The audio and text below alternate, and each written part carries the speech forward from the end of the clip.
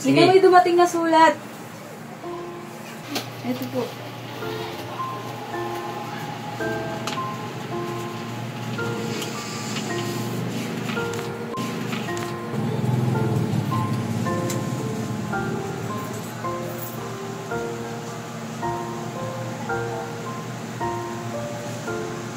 Mga anak! Bilisan nyo na ang paglilinis. Darating na si Mrs. Linosa.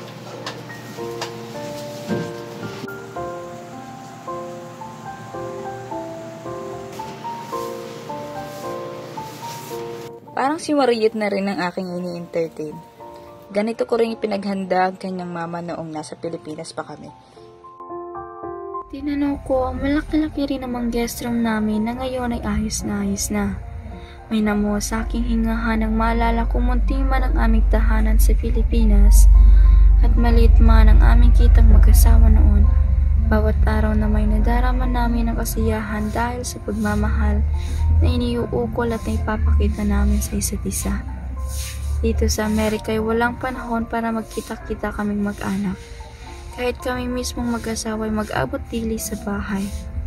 Pagdating ko sa hapon, abot na abot lamang ang mga sandali upang may handa ko ang pagkain papaunin naman ni Mike sa kanyang trabahong panggabi. At sa umaga, pagdating sa bahay, labis ang pagod at hindi man ngiti kapag hangos naman akong nagpapaalam sa kanya sa pagtungo sa sariling trabaho naman. Ang tungkol sa aking mga anak ay ayaw ko nang isipin. Ang nalalabi na lamang sa akin ngayon ay pawang mga pangarap kung kailan kami babalik ni Miguel sa Pilipinas. Sa aming munting tahanang, salamat na lamang at hindi namin ay pagbili. Bahagi rin ng aking mga pangarap ang paminsan-minsang pagdalaw sa amin sa Pilipinas ng aming 3 anak na may asawa na at ni Aninoy hindi namin matanaw rito sa Amerika. At hindi lamang pangarap kundi taimtim na pagdarasal ang aking kaulayaw sa paghingi ng awa para rito sa 2 dalaga na lagi kong usal bago matulog sa gabi sa aking sariling wikang Pilipino harinawa. Panginoon, itulot mo ba makasama sa pag-uwing pangpalagian sa Pilipinas ang 2 anak naming dalaga.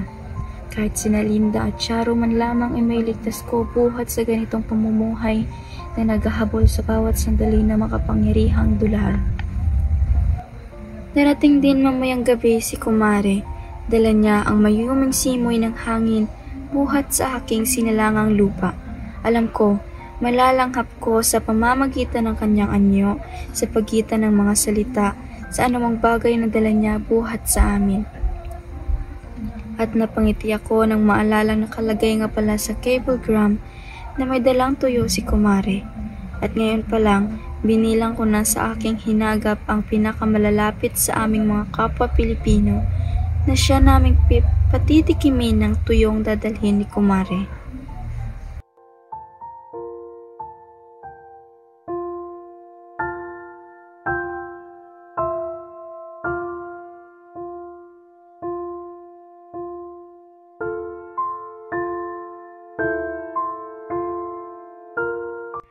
Nako, Kumare, ang laki ng bahay niyo. At 3 kotse pa ha. Yaman niyo na.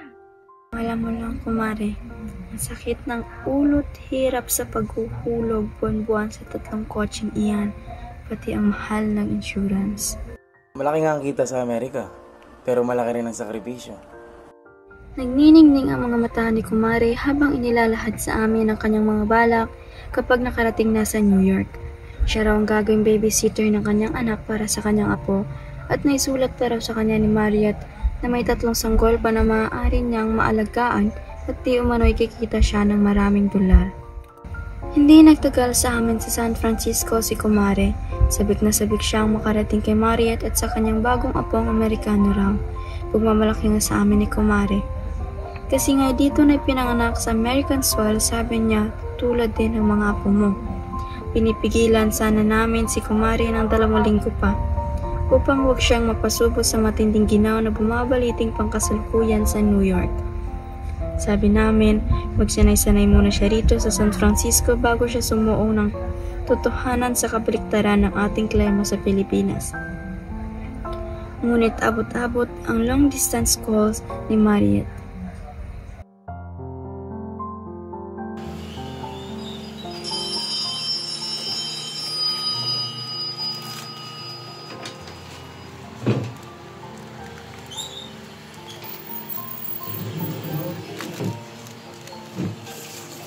Hello, Kumare. Kumare, napakalamig pala dito. Napasubi ako sa ginaw. Hindi sapat ang init ng heater sa apartment ni Mariet. Hindi ko inakala na ganito ang mararanasan ko pagdating ko kay Mariet. Iniwan na pala siya ng kanyang asawa. Diborsyado na pala siya. Ngayon ko lang nalaman. Kaya pala matagal nang walang balita tungkol sa aking manugang. Si Mariet, Mag-isang niyang dinala sa sinapupunan ng sanggol. ni walang katuwang sa lahat ng hirap. Ito palang madadatnan ko dito. Akala ko'y ibang saya ang madadatnan ko dito pagdating sa Amerika, pero tila mas matindi pa ang lungkot dito kaysa sa iniwan kong bayan. Si Mariet, ngayon lang siya nakalabas para mamili at kumuha ng gamit matapos niyang magdalanta at mga anak, kaya ako nakatawag.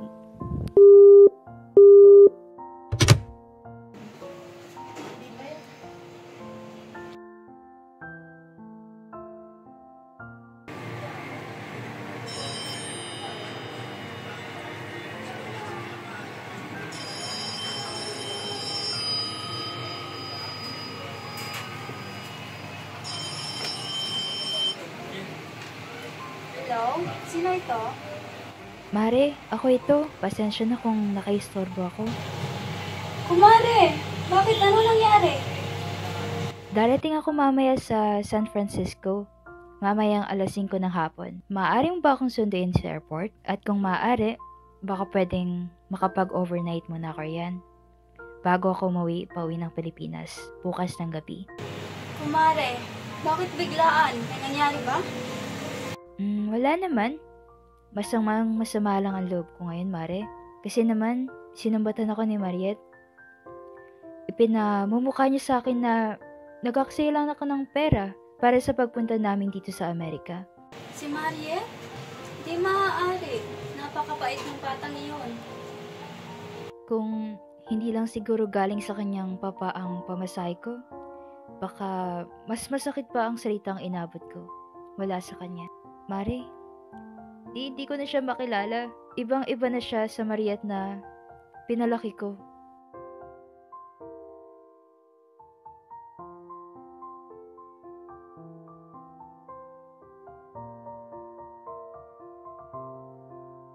Kumare! Kumare, nandito lang ako. Sa airport pa lamang napayakap na sa akin si Kumare at hindi napigil ang pagtulo ng luha. Kitang-kita kong siniko ni Charo si Linda sabay ng ismid at bulong sa kapatid. Waring kinikurot ang aking laman sa kaibahan ng damdamin ng mga kabataang ito na lumaki sa Amerika.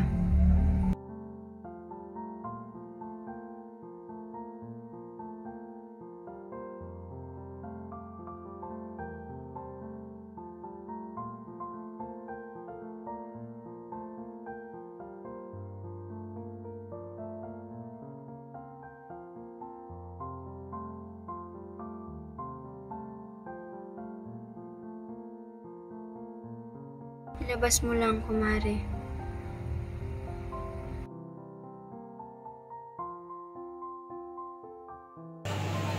Hindi ko na siya makilala, Mai.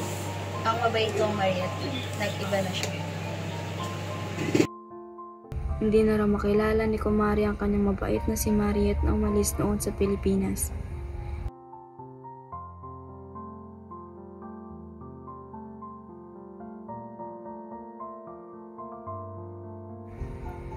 Mike, sigurado ka bang hindi ka papasok? Malaking kaltas na naman ito sa sahod mo at mahirap kung parehas tayong hindi nagtatrabaho. Alam ko. Pero kailangan tayo ni Kumari ngayon. Mas kailangan niya tayo ngayong pauwi na siya sa Pilipinas kaysa nung dumating siya rito.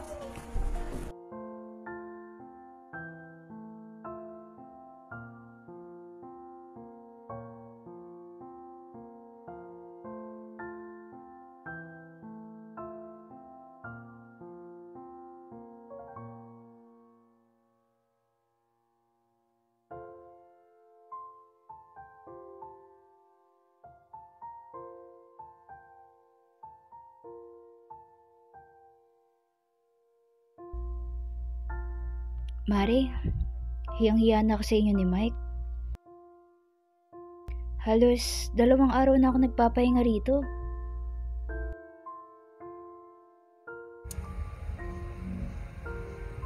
Kumare, huwag mong intindihin yan. Ang mahalaga magpahinga ka.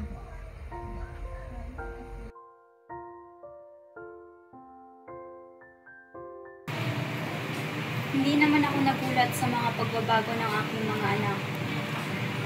Pero ikaw, Kumare, iba ka, hindi mo matanggap. Mare, kung hindi ko ito mailalabas, baka atakin ako sa puso. Masakit, hindi ko na siya makilala.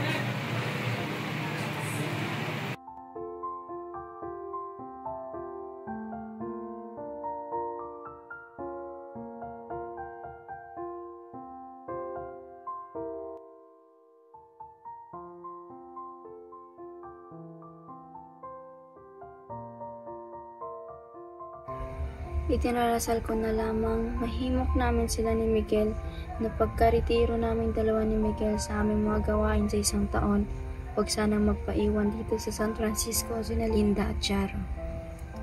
Maiuwi ko man lang sa Pilipinas kahit ang 2 anak ko. Mahal na Panginoon, ito lamang ng aking pinapakiusap sa inyo. Wala nang iba pa, kahit 2 anak, iwanan mo po sa akin. Sa Pilipinas, tuturuan ko po sila ng pagmamahal, maawa ka po sa kanila. Ang pangarap ng bawat Pilipino ay umangat sa buhay. At marami ang naniniwala na ang pangingibang bansa ang susi sa mas magandang oportunidad. Ngunit kaakibat nito ang sakripisyo, pangungulila at pagsusumikap upang mapagtagumpayan ang mga hamon sa lupain ng banyaga. Sa paglipas ng panahon, lahat nagbabago, hindi lamang ang kanilang kapaligiran, kundi pati na rin ang kanilang paghugali at pananaw. May ilan na mas lalong tumatatag, habang may iba rin na unti-unting nakakalimot sa kanilang pinagmulan. Kaya't saan man tayo dalhin ang ating pangarap, naway manatili sa ating puso't isipan ang pagmamalaki at pagmamahal sa ating bayan.